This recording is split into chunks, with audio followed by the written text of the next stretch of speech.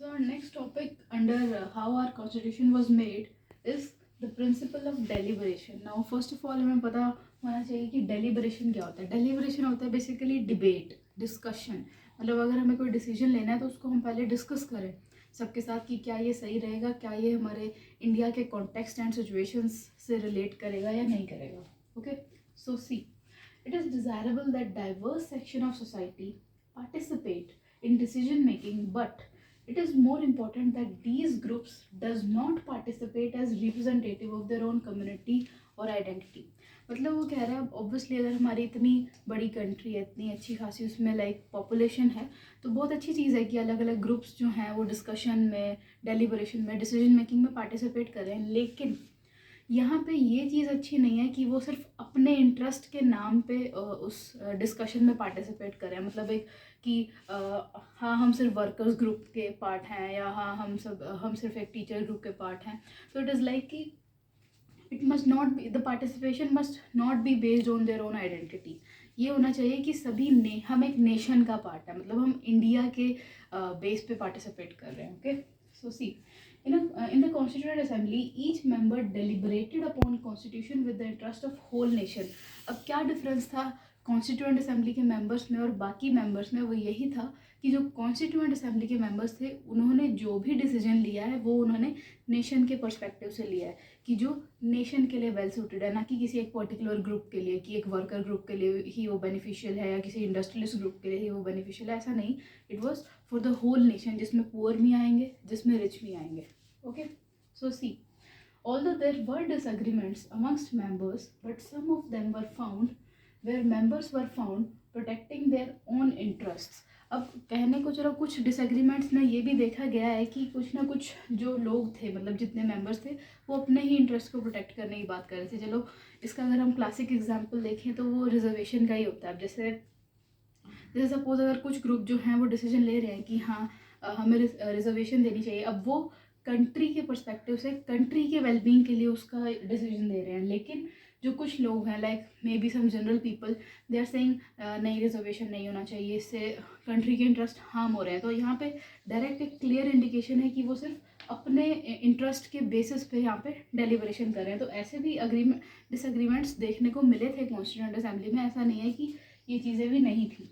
But most of our leaders, जो सबसे like mature leaders थे, सबसे कैरिस्मेटिक लीडर्स थे, उन्होंने इस बेस पे या इन लाइन्स पे नहीं सोचा. इसलिए our constitution is a success. Okay, now some legitimate differences were also there. अच्छा चलो, ये डिसएग्रीमेंट्स तो वो हो गए जहाँ पे जो लीडर्स हैं वो अपने इंटरेस्ट को प्रोटेक्ट करने की बात कर रहे हैं. कुछ ऐसे भी डिफरेंसेस थे जो एक्चुअल में लेजिटिमेट थे. अब लेजिटिमेट क्या होता है? लेजिटिमेट होता है मतलब जो लीगल थे, कि लीगली ये चीज़ें कंट्री में होंगी ही होंगी. तो इन चीज़ों पे भी डिफरेंसेस थे. जैसे देखो, सेंट्रलाइजेशन या डिसेंट्रलाइजेशन. मतलब कोई कह रहा है कि जो गवर्नमेंट है वो सेंट्रलाइज्ड हो, मतलब जो सबसे ज़्यादा पावर्स हो वो किसके पास हो? सेंट्रल गवर्नमेंट के पास हो.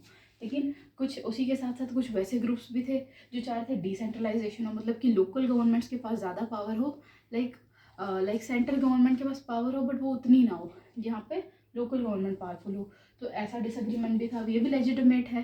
कहने को चलो इंडिया ने सेंट्रलाइजेशन के साथ साथ विद टाइम डिसेंट्रलाइजेशन भी अडॉप्ट कर ली थी. ओके, अच्छा, सेंटर स्टेट रिलेशंस, ये वही है कि फेडरल सिस्टम है. अब India is a quasi federal form of government, जिसमें हमारी सेंट्रल गवर्नमेंट सबसे पावरफुल है, देन हमारी स्टेट गवर्नमेंट आती है, उसके नीचे हमारी लोकल गवर्नमेंट्स आ जाती हैं, जिसके अंडर म्यूनिसिपैलिटी, म्यूनिसिपल कॉर्पोरेशन भी कवर होते हैं ना. Power of judiciary, yes, judicial powers. अब जुडिशरी की पावर्स में इन्होंने जैसे कंटेम्प्ट ऑफ कोर्ट है, जुडिशियल रिव्यू है, ये सारी चीज़ें. तो इन चीज़ों पे भी काफ़ी सारे डिफरेंसेस रहे थे. प्रॉपर्टी राइट्स, अब प्रॉपर्टी का जो है कि मैटर था, ये काफ़ी सीरियस डेलिब्रेशन इसने भी इन्वॉल्व की थी ना. जैसे पहले फंडामेंटल राइट्स का पार्ट था, बट उसके बाद क्या हुआ कि जैसे ज़मींदारी सिस्टम अबॉलिश हुआ तो गवर्नमेंट ने कोशिश की कि ज़मींदार के लैंड को भी सीज़ किया जाए. तो इसी वजह से क्या हुआ कि राइट टू प्रॉपर्टी हार के, लाइक सब गवर्नमेंट ने इतने डिस्कशन के बाद, इतने डेलिब्रेशन के बाद, क्योंकि जुडिशरी और पार्लियामेंट के बीच में इसी चीज़ पे कन्फ्लिक्ट आया था, तो इस वजह से उन्होंने इसको एक ऑर्डिनरी राइट में कंसीडर कर दिया था. ये भी आपका नेक्स्ट चैप्टर में भी कवर होगा, ये पूरा डिटेल्ड वे में topic. Okay, now Every issue was debated with a great sophistication in the wake of foundation of modern state. Yes, अब आप ये देखो ना कि 1947 का बना हुआ कॉन्स्टिट्यूशन है, बट आप ये देख लो कि आज के टाइम में भी वो एक्सेप्टेबल है, हम उसको अथॉरिटी मानते हैं। यही तो लाइक एक खासियत है हमारे इंडियन कॉन्स्टिट्यूशन की, कि जितनी भी डिबेट्स उस टाइम पे हुई है उन्होंने इन चीज़ों को भी दिमाग में रखा है कि इन फ्यूचर हो सकता है ये सिचुएशन हो, तो हमें इस वे में कॉन्स्टिट्यूशन में किसी प्रोविज़न को लिखना है। तो ठीक है, हर डेलिब्रेशन जो हुई है वो आज का पर्सपेक्टिव, वो पास्ट का पर्सपेक्टिव और वो फ्यूचर का पर्सपेक्टिव सब कुछ सोच के उसमें उसकी डिस्कशन करके फिर उसे कॉन्स्टिट्यूशन में एंश्राइन किया गया। ओके ना, प्रोविजन अच्छा, the only provision that was passed without debate was the introduction of universal adult suffrage. ये 1 मार्कर के लिए अच्छा क्वेश्चन है कि ऐसा कौन सा प्रोविजन था कि इतनी सारी चीज़ें लेजिटिमेट डिफरेंसेस हो रहे हैं, तो ऐसा कौन सा प्रोविजन है जो बिना किसी डेलिब्रेशन के ही पास ऑन हो गया। तो that was universal adult suffrage, या आप इसको यूनिवर्सल एडल्ट फ्रेंचाइजी भी कह सकते हैं। तो इसके अंदर क्या होगा कि जैसे मतलब कोई भी इंसान है, सपोज वो 21 की एज का है, तो ही और she is entitled to vote.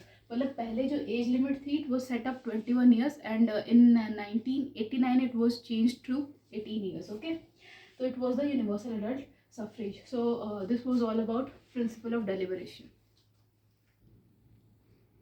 Universal adult suffrage की आप डेफिनेशन ले सकते हैं कि all the citizens of India after reaching a certain age, अब आज के टाइम में इट इज़ 18 ईयर्स, पहले वो 21 ईयर्स था, would be entitled to vote in elections irrespective of their religion, caste, income, gender, education.